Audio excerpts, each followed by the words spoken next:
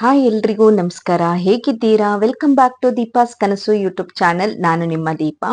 ಇವತ್ತು ವಿಶೇಷವಾಗಿ ನಾನು ನಮ್ಮ ಊರಲ್ಲಿದ್ದೆ. ಹಾಗಾಗಿ ಅಲ್ಲಿ ನನಗೆ ಒಂದು ಹಲಸಿನ ಹಣ್ಣು ಸಿಕ್ಕಿತು. ಇದು ಇಂಬ ಹಣ್ಣು ಅಂತ ಹೇಳ್ತೀವಿ ನಾವು. ಇಂಬ ಇದು. ಬಕ್ಕಿ ಅಂದ್ರೆ ಸ್ವಲ್ಪ ಗಟ್ಟಿ ಇರತ್ತೆ. ಇದು ಇಂಬ. ಇಂಬ ಅಂದ್ರೆ ಸ್ವಲ್ಪ ಗಂಜಿ ತರ ಇರತ್ತೆ ಸೊಳೆ ಹಣ್ಣು. ಹಾಗಾಗಿ ಬಟ್ ಇದು ಕಟ್ ಮಾಡೋದಕ್ಕೂ ಕೂಡ ನಮ್ಗೆ ತುಂಬಾ ಚೆನ್ನಾಗಿ ಬರುತ್ತೆ. ಬಕ್ಕಿ ಆದ್ರೆ ಸ್ವಲ್ಪ ಕಟ್ ಮಾಡೋದಕ್ಕೆ ಹಾರ್ಡ್ ಗಟ್ಟಿಯಾಗಿರುತ್ತೆ, ತುಂಬಾ ಕಷ್ಟನೂ ಕೂಡ ಆಗುತ್ತೆ. ಇದಾದ್ರೆ ನಮ್ಗೆ ಆರಾಮಾಗಿ ಕಟ್ ಮಾಡ್ಕೊಂಡು ನಾವು ಯೂಸ್ ಮಾಡ್ಕೋಬಹುದು. ಬಟ್ ಇಲ್ಲಿ ನಾನು ಕಟ್ ಮಾಡಿದೆ ನೋಡಿ. ಇವಾಗ ಇದರಲ್ಲಿ ಸೊನೆ ಇರುತ್ತೆ, ಆ ಸೊನೆ ನಮ್ ಕೈಗೆಲ್ಲ ಅಂಟುತ್ತೆ. ಹಾಗಾಗಿ ನೀವು ಕಟ್ ಮಾಡೋಕ್ಕಿಂತ ಮುಂಚೆನೆ ಒಂದ್ ಸ್ವಲ್ಪ ತೆಂಗಿನ ಎಣ್ಣೆನ ಕೈಗೆ ಹಚ್ಕೊಂಡು ಕಟ್ ಮಾಡಿದ್ರೆ ಆ ಮೇಣ ಏನಂತ ಹೇಳ್ತೀವಲ್ಲ, ಆ ಮೇಣ ನಿಮ್ ಕೈಗೆ ಅಂಟೋದಿಲ್ಲ. ಇವಾಗ ನೀವು ಹಣ್ಣಿನಲ್ಲಿರುವ ಮೇಣವನ್ನ ತೆಗಿಬೇಕಾದ್ರೆ ಕಾಯಿದು ಒಂದು ಸಿಪ್ಪೆ ಇರುತ್ತೆ ಅಲ್ವಾ, ಜೊಟ್ಟು ಅಂತ ಹೇಳ್ತೀವಿ. ಆ ಕಾಯಿ ಕತ್ತದಿಂದ, ಕಾಯಿ ಸಿಪ್ಪೆಯಿಂದ ನೀವು ಆ ಹಣ್ಣು ಮೇಣ ಎಲ್ಲಿರುತ್ತೆ ಅದನ್ನೆಲ್ಲ ಒರೆಸಿ ನೀಟಾಗಿ ಕ್ಲೀನ್ ಮಾಡ್ಕೊಳ್ಳಿ. ಇವಾಗ ನೋಡಿ, ಸ್ವಲ್ಪ ಗಟ್ಟಿಯಾಗಿ ಇಟ್ಕೊಂಡು ಆ ಗೂಂಜ್ ಅಂತ ಹೇಳ್ತೀವಿ, ಅದನ್ನ ಎತ್ತಿ ಚೆನ್ನಾಗಿ ಮೇಲ್ಗಡೆ ಎತ್ ಬಿಟ್ರೆ, ಫೋರ್ಸ್ ಆಗಿ ಎತ್ತಿದ್ರೆ ಬಂದ್ಬಿಡತ್ತೆ. ಇದು ನೀವು ಈ ಇಂಬ ಹಣ್ಣಿನಲ್ಲಿ ಮಾತ್ರ ಈ ರೀತಿ ಮಾಡಕ್ಕಾಗೋದು. ಅದೇ ಬಕ್ಕಿ ಆದ್ರೆ ಈ ರೀತಿ ಮಾಡಕ್ಕಾಗಲ್ಲ. ಕಟ್ ಮಾಡಿ ತೆಗಿಬೇಕಾಗತ್ತೆ. ಇವಾಗ ನೀವು ಒಂದೊಂದೇ ಸೊಳೆನ ತಗೊಂಡು ಅದರ ದಾನಿ ಮತ್ತೆ ಸೊಳೆನ ಸಪ್ರೇಟ್ ಆಗಿ ಮಾಡ್ಕಣಿ. ಈ ರೀತಿ ಮಾಡ್ಕೋಬೇಕಾಗತ್ತೆ. ಎಲ್ಲ ಹಣ್ಣನ್ನ ಹೀಗೆ ಮಾಡ್ಕೊಂಡು ನಮ್ಗೆ ಇಡ್ಲಿಗೆ ಎಷ್ಟು ಬೇಕೋ ಅಷ್ಟು ಹಣ್ಣನ್ನ ನೀವು ಬಿಡಿಸ್ಕೊಳ್ಳಿ. ದಾನಿನೂ ಕೂಡ ಬಿಸಾಡೋದ್ ಬೇಡ, ಅದನ್ನು ಕೂಡ ನೀವು ಯೂಸ್ ಮಾಡ್ಕೊಂಡ್ಲಕ್ಕ ಚೆನ್ನಾಗಿ ಒಣಸಿ ಇಟ್ಕೊಂಡ್ರೆ 1 ವರ್ಷದ ತನಕನೂ ಯೂಸ್ ಮಾಡ್ಕೊಂಡ್ಲಕ್ಕ. ಇವಾಗ ನೋಡಿ, ನಾನಿಲ್ಲಿ ಹಲಸಿನ ಹಣ್ಣಿ ಇಡ್ಲಿಗೆ ಎಷ್ಟು ಐಕ್ ಅಷ್ಟಪ್ಪ ನಾನು ಸೊಳಿನ ಬಿಡಿಸಿ ಇಟ್ಕೊಂಡಿದ್ದೆ. ಈಗ ಸೊಳಿಗೆ ತಕ್ಕ ಹಾಗೆ ನಾನಿಲ್ಲಿ ಅಕ್ಕಿಯನ್ನ ಕೂಡ ಸೇರ್ಸ್ಕೊತಾ ಇದ್ದೀನಿ. ಒಂದು 3 ಸಿದ್ದಿ ಅಕ್ಕಿಯನ್ನ ನಾನಿಲ್ಲಿ ಹಾಕೊಂಡೆ. ಅಂದ್ರೆ 3 ಹಿಡಿಯಷ್ಟು ನಮ್ಗೆ ಹಲಸಿನ ಹಣ್ಣಿನ ಸೊಳೆ ಇತ್ತು, ಹಾಗಾಗಿ 3 ಸಿದ್ದಿಯಷ್ಟು ನಾನು ಅಕ್ಕಿಯನ್ನ ಸೇರಿಸ್ಕೊಂಡೆ. ಆ ಅಕ್ಕಿಗೆ ಸ್ವಲ್ಪ ನೀರನ್ನ ಹಾಕೊಂಡು ಚೆನ್ನಾಗಿ ಒಮ್ಮೆ ತೊಳ್ಕೊಳ್ಳಿ. ತೊಳೆದಾದ್ಮೇಲೆ ಸ್ವಲ್ಪ ಹೊತ್ತು ನೀರಲ್ಲಿ ಹಾಗೇನೆ ನೆನೆಯಕ್ಕೆ ಬಿಟ್ಬಿಡಿ. ಇವಾಗ ನೋಡಿ, ಇಲ್ಲಿ ನಾನು ಹಲಸಿನ ಹಣ್ಣು ಒಂದು 3 ಕಪ್ ಇದೆ. ಹಾಗೆ ದೋಸೆ ಅಕ್ಕಿ ಅಂದ್ರೆ ಇಡ್ಲಿ ಮಾಡೋದು ದೋಸೆ ಅಕ್ಕಿ, ಸೊಸೈಟಿ ಅಕ್ಕಿ ಯಾವ್ದಾದ್ರು ತಗೋಬಹುದು. ಅದು ಕೂಡ ನಾನಿಲ್ಲಿ 3 ಕಪ್ ತಗೊಂಡಿದ್ದೀನಿ. ಹಾಗೆ ಕಾಯಿ ಫುಲ್, ಒಂದು ಕಾಯಿನ ಫುಲ್ ತಗೊಂಡಿದ್ದೀನಿ. ಕಾಯಿ ಹಾಕಿದ್ರೆ ತುಂಬಾ ರುಚಿ ಬರುತ್ತೆ, ಹಾಗಾಗಿ 1 ಕಾಯಿ ಫುಲ್ ತಗೊಂಡಿದ್ದೀನಿ. ಇವಾಗ ನಾನು ಇದೆಲ್ಲದನ್ನ ಗ್ರೈಂಡರ್ ಅಲ್ಲಿ ಗ್ರೈಂಡ್ ಮಾಡ್ಕೋಬೇಕು.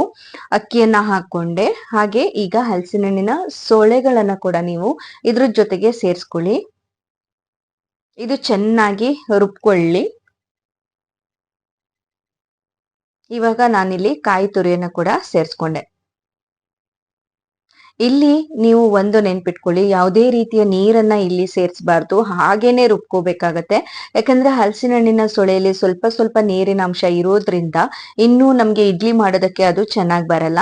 ಹಾಗಾಗಿ ನೀವು ನೀರನ್ನ ಸೇರಿಸ್ಕೋಬಾರ್ದು ರುಬ್ಕೊಳ್ಳುವಾಗ, ಹಾಗೇನೆ ರುಬ್ಕೋಬೇಕಾಗತ್ತೆ.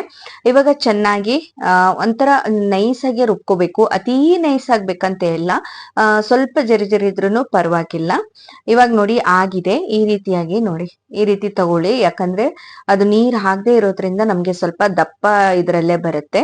ಈ ರೀತಿಯಾಗಿ ನಾನು ತಗೊಂಡೆ ಬೇರೆ ಪಾತ್ರಕ್ಕೆ. ಸಣ್ಣಾಗಿದೆ ನೋಡಿ. ಹೀಗ್ ಮಾಡಿದ್ರೆ ನಿಮ್ಗೆ ಒಂಥರ ಕೇಕ್ ತರ, ಅಂದ್ರೆ ಏನು ಹೇಳ್ತೀವಲ್ಲ, ಕ್ರೀಮ್ ತರ ಬೀಳ್ಬೇಕು, ಕ್ರೀಮ್ ಸ್ಟ್ರಕ್ಚರ್ ಅಲ್ಲಿ ಬರ್ಬೇಕು. ನಾನು ಇದಕ್ಕೆ ಒಂದ್ ಬಾಳೆಲೆ ತಗೊಂಡು ಸ್ವಲ್ಪ ಬಿಸಿ ಮಾಡ್ಕೊಂಡು ಬಾಡ್ಸ್ಕೊಳ್ತಾ ಇದ್ದೀನಿ. ಇದು ಯಾಕೆ ಮಾಡೋದಂದ್ರೆ, ನಾವು ಇಡ್ಲಿ ಹಾಕ್ಬೇಕಾದ್ರೆ ಇಲ್ಲ ಪ್ಲೇಟ್ ಅಲ್ಲಿ ಮಾಡ್ಬೇಕಾದ್ರೆ ಸ್ವಲ್ಪ ಪರಿಮಳಕ್ಕೆ ಚೆನ್ನಾಗಿರತ್ತೆ ಬಾಳೆಲೆನ ಯೂಸ್ ಮಾಡ್ಕೊಂಡ್ರೆ. ಹಾಗಾಗಿ ನಾನಿಲ್ಲಿ ಅಟ್ಲನ್ನ ಕೂಡ ಒಲೆಯಲ್ಲಿ ಇಟ್ಕೊಂಡಿದ್ದೀನಿ. ಅಟ್ಲಿಗೆ ಸ್ವಲ್ಪ ನೀರನ್ನ ಹಾಕಿ ಬಿಸಿ ಮಾಡಕ್ಕೆ ಇಟ್ಟಿದ್ದೀನಿ. ಇವಾಗ ನೋಡಿ, ಆ ಬಾಳೆಲೆನ ಒಂದು ಬಟ್ಲಲ್ಲಿ ಹಾಕಿಯೂ ಕೂಡ ರೆಡಿ ಮಾಡಿ ಇಟ್ಕೊಂಡೆ. ಈ ರೀತಿ ಮಾಡ್ಕೊಂಡ್ರೆ ನಿಮ್ಗೆ ಬಾಡ್ಸ್ಕೊಂಡ್ರೆ ಇದನ್ನ ಶೇಪ್ ಹಾಕೋದಕ್ಕೆ ನಮ್ಗೆ ಕಟ್ ಆಗಲ್ಲ, ಬಾಳೆಲೆ ಚೆನ್ನಾಗಿ ಬರುತ್ತೆ. ಹಾಗಾಗಿ ಸ್ವಲ್ಪ ಬೆಂಕಿಯಲ್ಲಿ ನಾವು ಬಾಡ್ಸ್ಕೊಳ್ಳೋದು. ಇವಾಗ ರುಬ್ಬಿದಂತಹ ಯಾವುದು ಬಂದವನ್ನ ನಾವು ಈ ಪ್ಲೇಟಿಗೆ ಹಾಕೋಬೇಕು.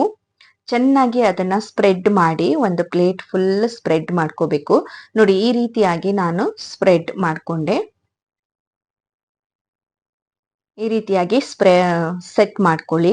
ಅದಾದ್ಮೇಲೆ ನಾನು ಆವಾಗ್ಲೇ ಹೇಳಿದ್ನಲ್ಲ, ಕುದಿಯಕ್ ನೀರ್ ಇಟ್ಟಿದ್ದೀನಿ, ನೀರ್ ಕುದೀತಾ ಇದೆ. ಇವಾಗ ನಾವು ಅಟ್ಲಲ್ಲಿ ಇಟ್ಟು ಅದನ್ನ ಬೇಯಿಸ್ಕೋಬೇಕು. ನಾನು ಸೈಡಲ್ಲೂ ಕೂಡ ಸ್ವಲ್ಪ ಬಾಳೆಲೆ ಹಾಕಿದೆ ಟೇಸ್ಟಿಗೋಸ್ಕರ, ಅದ್ರ ಪರಿಮಳ ಬರ್ಲಿ ಅಂತ. ಸೊ ಈ ರೀತಿ ಮಾಡ್ಕೊಂಡ್ರೆ ನೋಡಿ, ಫೈನಲ್ ಆಗಿ ಅದು ಬೆಂದು ನಮ್ಗೆ ಹಲಸಿನ ಇಡ್ಲಿ ಸವಿಯಲು ಸಿದ್ಧವಾಗಿದೆ. ತುಂಬಾ ಚೆನ್ನಾಗಿ ಬಂದಿದೆ. ನೋಡ್ತಾ ನೋಡ್ತಾನೆ ಬಾಯಲ್ಲಿ ನೀರ್ ಬರ್ತಾ ಇದೆ, ಅಷ್ಟು ಚೆನ್ನಾಗಿ ಬಂದಿದೆ. ಒಮ್ಮೆ ಟ್ರೈ ಮಾಡಿ ನಮ್ಮ ಈ ಕುಂದಾಪುರನ ಹಲಸಿನ ಹಣ್ಣಿನ ಕಡಬನ್ನ. ಸೊ ತುಂಬಾ ಟೇಸ್ಟ್ ಇದೆ. ನಿಮ್ಗೆ ಈ ವಿಡಿಯೋ ಇಷ್ಟ ಆಗಿದ್ದಲ್ಲಿ ಖಂಡಿತ ವಿಡಿಯೋಗೊಂದು ಲೈಕ್ ಮಾಡಿ, ಹಾಗೆ ಫ್ರೆಂಡ್ಸ್ ಫ್ಯಾಮಿಲಿ ಜೊತೆ ಶೇರ್ ಕೂಡ ಮಾಡಿ. ನಿಮ್ಮ ಅನಿಸಿಕೆಯನ್ನ ನನಗೆ ಕಮೆಂಟ್ ಮೂಲಕ ಕೂಡ ತಿಳಿಸಿ. ಇನ್ನೊಂದು ವಿಶೇಷತೆಯ ಜೊತೆಗೆ ನಾನು ನಿಮ್ಗೆ ಮತ್ತೆ ಸಿಗ್ತೀನಿ. ಅಲ್ಲಿ ತನಕ ಟೇಕ್ ಕೇರ್, ಬಾಯ್ ಬಾಯ್.